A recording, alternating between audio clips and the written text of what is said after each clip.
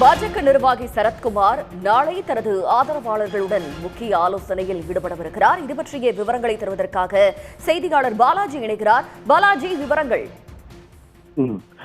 கடந்த 2007ஆம் ஆண்டு முதல் அகில இந்திய சமத்துவ மக்கள் கட்சி என்ற பெயரில் கட்சியை தொடங்கி சரத்குமார் நடத்தி வந்த நிலையில் 17 ஆண்டுகளாக அந்த கட்சியை நடத்தி வந்த நிலையில் கடந்த 2024ஆம் ஆண்டு மார்ச் மாதம், அதாவது 2024ஆம் ஆண்டு நடைபெற்ற நாடாளுமன்ற தேர்தலுக்கு ஒரு மாதத்திற்கு முன்பாக தன்னுடைய கட்சியை பாஜகவில் இணைத்தார் சரத்குமார். அந்த நிலையில் அதனைத் தொடர்ந்து 2024ஆம் ஆண்டு நடைபெற்ற அந்த நாடாளுமன்ற தேர்தலில் அவருடைய மனைவி ராதிகாவுக்கு பாஜக சார்பில் விருதுநகர் தொகுதியில் போட்டியிட வாய்ப்பும் வழங்கப்பட்டது. இந்த நிலையில் அப்பொழுது சரத்குமார் அந்த கட்சியை பாஜக இணைத்ததுக்கு குறிப்பிட்ட காரணமாக சொல்லப்பட்டது. 2026ஆம் ஆண்டு தமிழகத்தில் பாஜக ஆட்சியை கொண்டு வருவதை நோக்கமாக கொண்டு பிரதமர் மோடியின் வளர்ச்சியை ஆதரிப்பதாக அதற்கு நிபந்தனையற்ற ஆதரவு வழங்கிதான் தற்போது தன்னுடைய கட்சியை இணைப்பதாகவும் தெரிவித்திருந்த நிலையில் அதற்கு பிறகாக சரத்குமாருக்கு பாஜகவில் முக்கிய பொறுப்பு எதுவும் இதுவரை வழங்கப்படாத நிலையில் சரத்குமார் மற்றும் அவருடைய ஆதரவாளர் தொடர்ச்சியாக சரத்குமார் கட்சியில் புறக்கணிக்கப்பட்டு வருவதாக தொடர்ந்து குரல் எழுப்பி வந்த நிலையில் தற்பொழுது சரத்குமார் நாளை மாலை தனது ஆதரவாளர்களுடன் சென்னை டி நகரில் உள்ள தனியார் மண்டபத்தில் நாளை